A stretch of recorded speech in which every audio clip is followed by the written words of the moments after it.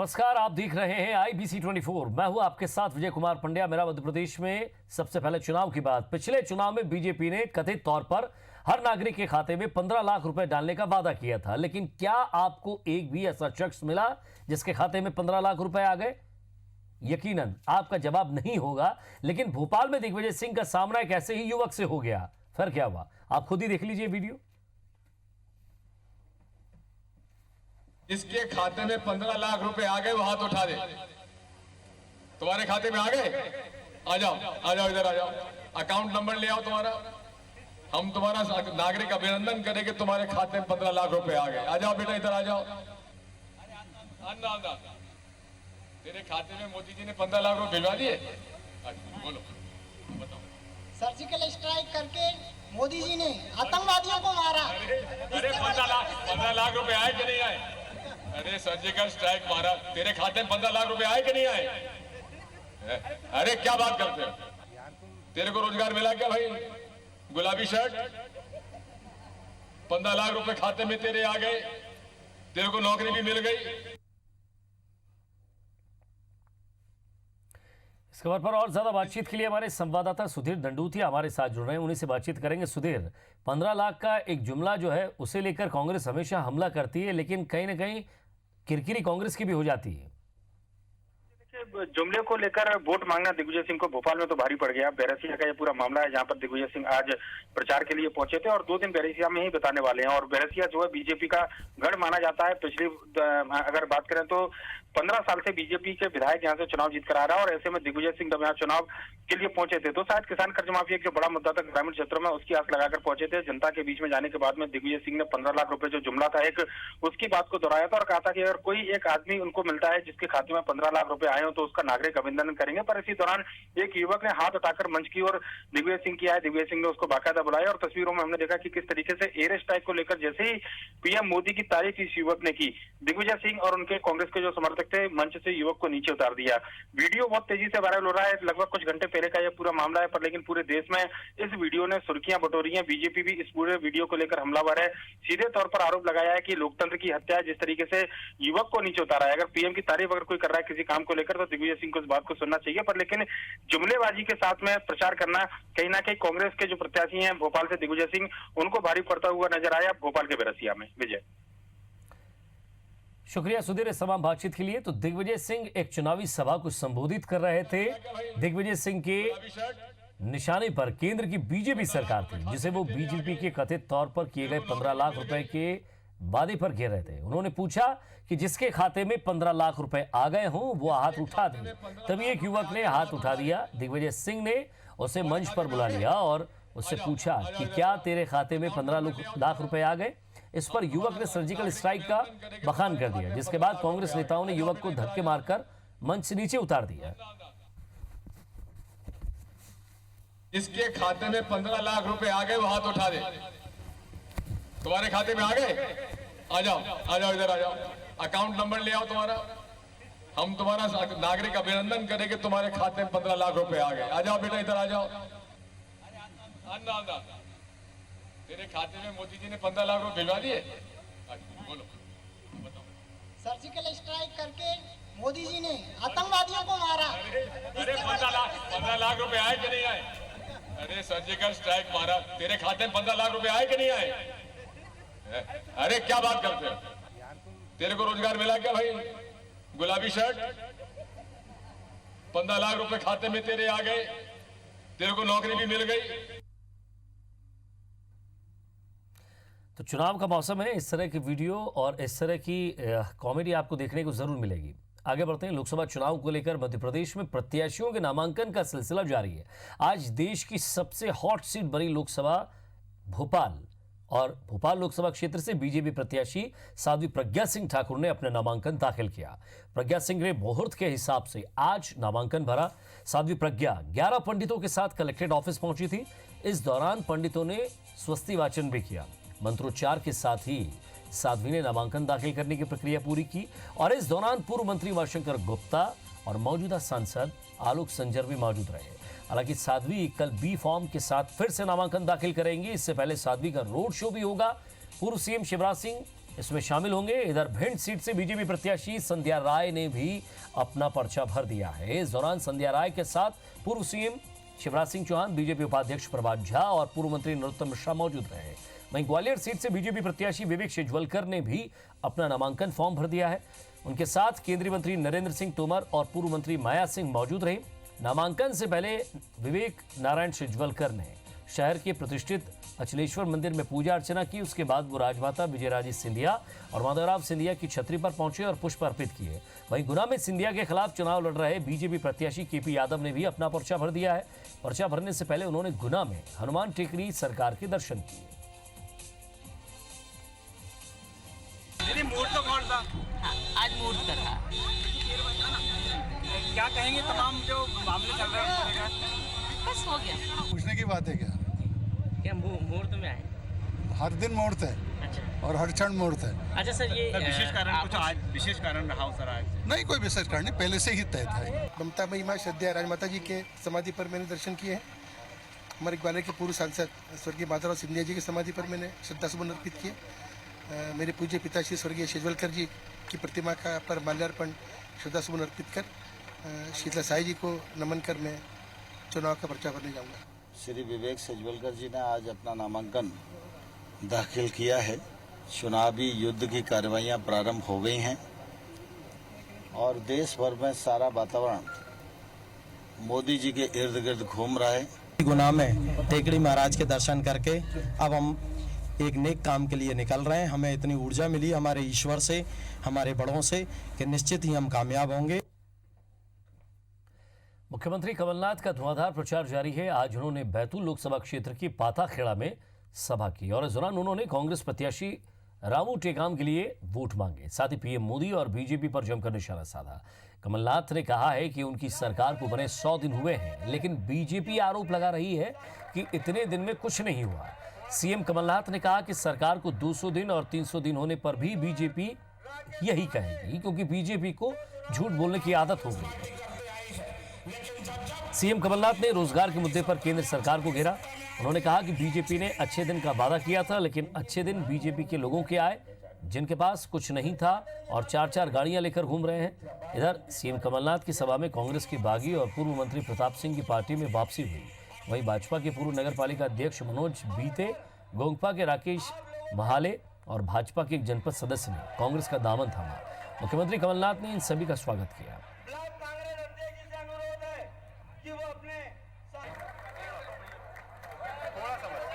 और बीजेपी अब चिल्ला रही है कुछ नहीं हुआ, कुछ नहीं हुआ। मैं तो बीजेपी को कहता हूं अभी तो 100 दिन हुए हैं। जब 200 दिन हो जाएंगे, जब 300 दिन हो जाएंगे, आपका मुंह तभी भी बंद नहीं होगा, क्योंकि आपकी आदत तो झूठ बोलने की इतनी है। 15 साल से आपकी आदत बनी हुई है झूठ बोलने। कटनी में कांग्रेस के चुनाव कार्यालय का उद्घाटन करने पहुंचे आध्यात्मिक गुरु कंप्यूटर बाबा ने भारतीय जनता पार्टी पर जमकर हमला बोला। वहीं भाजपा नेताओं द्वारा लोकसभा चुनाव को धर्मयुद्ध बताए जाने पर कंप्यूटर बाबा ने कहा कि वाकई चुनाव धर्मयुद्ध है, जिसमें कांग्रेस के साथ धर्म जबकि बीजेपी के साथ अधर्म है। कंप्यूटर बाबा ने कहा कि मध्य प्रदेश में नर्मदा नदी और गौ माता की दुर्दशा करके बीजेपी सरकार ने अधर्म किया था और अब पीएम मोदी का भी वही हाल होगा जो मध्य प्रदेश में शिवराज का हुआ है। उन्होंने कहा कि झूठ बोलकर वोट लेने वालों और शहीदों को श्राप देने वालों को जनता इस बार नहीं चुनेगी। वहीं कंप्यूटर बाबा ने भोपाल प्रत्याशी की तुलना यहां करते हुए कहा कि एक तरफ कांग्रेस प्रत्याशी दिग्विजय सिंह ने नर्मदा परिक्रमा की, जबकि बीजेपी प्रत्याशी प्रज्ञा सिंह ने जेल की यात्रा की।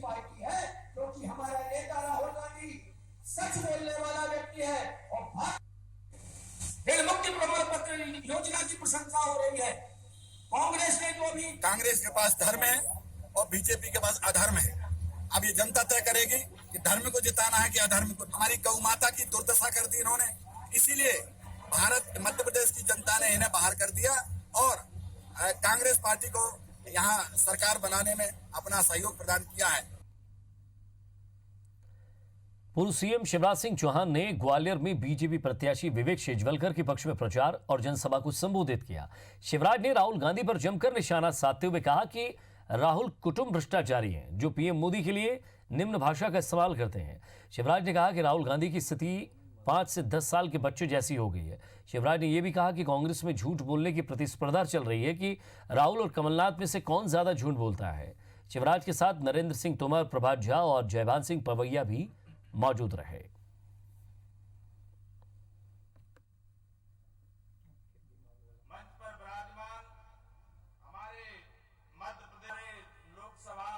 भारत के प्रधानमंत्री नरेंद्र मोदी को बनाना है ताकि आने वाले 2022 में भारत दुनिया के नंबर 1 का देश बन जाए। ये जो मध्य प्रदेश की सरकार है उसको भी सबक सिखाना है।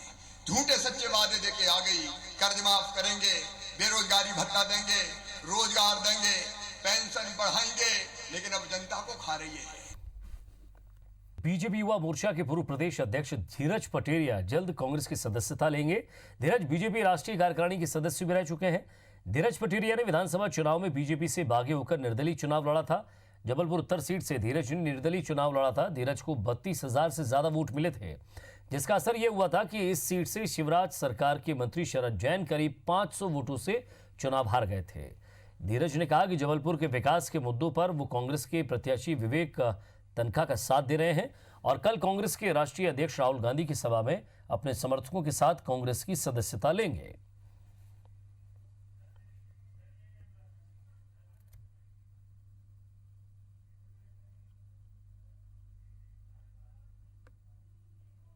उन्होंने निश्चित रूप से मेरे साथ बहुत पक्षपातपूर्ण रवैया था उनका, बल्कि ये कहूँगा मुझे ख़त्म करने का प्रयास किया लगातार, अवसर ना देके। पर्सनल रिलेशन में विश्वास करते हैं और ऐसा नहीं कि मैं आज भाजपा छोड़ रहा हूँ तो मैं भाजपा के आप खिलाफ शुरू हो जाऊँ। मैं तो मुद्दों पे आधारित राजनीति करूँगा, मैंने तय कर लिया।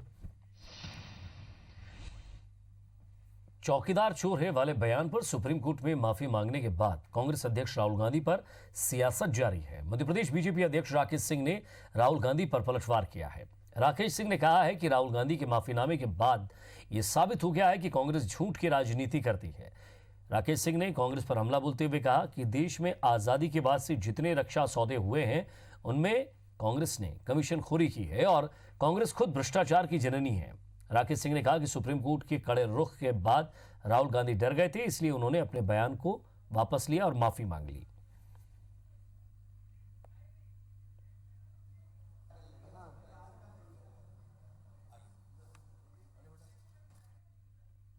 कि देश के भीतर भ्रष्टाचार की जननी कांग्रेस ही है और जब उनको लगा कि सुप्रीम कोर्ट इस पर कड़ा रुख अख्तियार करने वाला है तो उन्होंने माफ़ी मांगी और ये देश की जनता के सामने स्पष्ट हो गया कि देश के प्रधानमंत्री नरेंद्र मोदी जी की विश्वसनीयता 100% वाली है। 29 अप्रैल को मध्य प्रदेश की 6 सीटों पर वोटिंग होनी है, लेकिन बीजेपी अध्यक्ष राकेश सिंह 11 दिनों में सिर्फ एक बार ही जबलपुर से बाहर निकल पाए हैं। दरअसल राकेश सिंह को अंदरूनी कलह का डर सता रहा है। राकेश सिंह के खिलाफ राज्यसभा सांसद विवेक तनखा मैदान में है। ऐसे में राकेश सिंह को खुद की सीट पर प्रचार करना पड़ रहा है। कांग्रेस की माने तो राकेश सिंह अपनों से ही घिरे हुए हैं और जबलपुर से इस बार कांग्रेस की जीत होगी। इधर बीजेपी ने राकेश सिंह का बचाव किया है। आपको बता दें कि विधानसभा में जिले की 8 सीटों में से बीजेपी को 4 सीटों पर ही जीत मिली थी।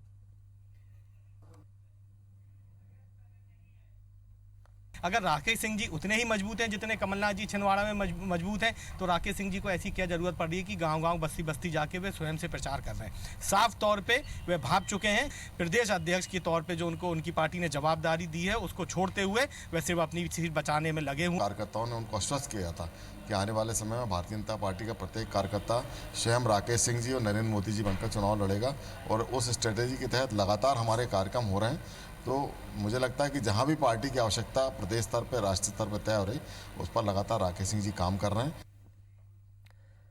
दिल्ली बीजेपी के लोकसभा चुनाव सह प्रभारी जयभान सिंह पवैया ने ग्वालियर में चुनावी सभा को संबोधित किया और बीजेपी के प्रत्याशी विवेक नारायण शेजवलकर के पक्ष में प्रचार करते हुए वोट की अपील की है। इस दौरान उन्होंने कांग्रेस पर जमकर हमला बोला और मंच से कहा कि अगर नरेंद्र मोदी की सरकार दोबारा नहीं बनी तो पाकिस्तान के हर घर में दिया जलेगा, लेकिन अगर बन जाती है तो आतंकियों के शिविरों में मातम होगा।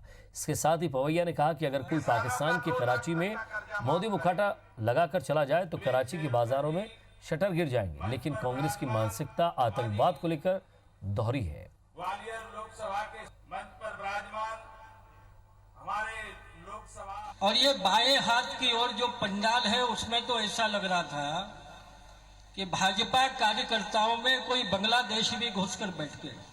अगर मोदी जी की सरकार दूसरी बार दिल्ली में नहीं बनी तो पाकिस्तान में घर घर दिए जलाए जाएंगे। और अगर भारत का वो सिंह फिर से शपथ ग्रहण करता है तो आतंकवादियों के शिविरों में मातम मनाया जाएगा, मातम।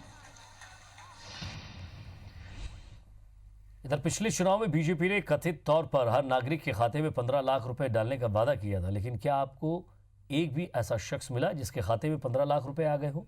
यकीनन आपका जवाब नहीं होगा। लेकिन भोपाल में दिग्विजय सिंह का सामना एक ऐसे ही युवक से हो गया।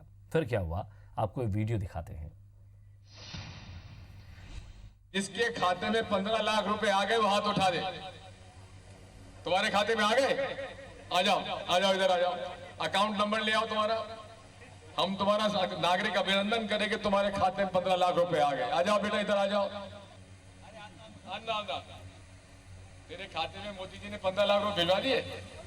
बोलो, बताओ। सर्जिकल स्ट्राइक करके मोदी जी ने आतंकवादियों को मारा। अरे 15 लाख रुपए आए कि नहीं आए? अरे सर्जिकल स्ट्राइक मारा, तेरे खाते में 15 लाख रुपए आए कि नहीं आए? अरे क्या बात करते हो?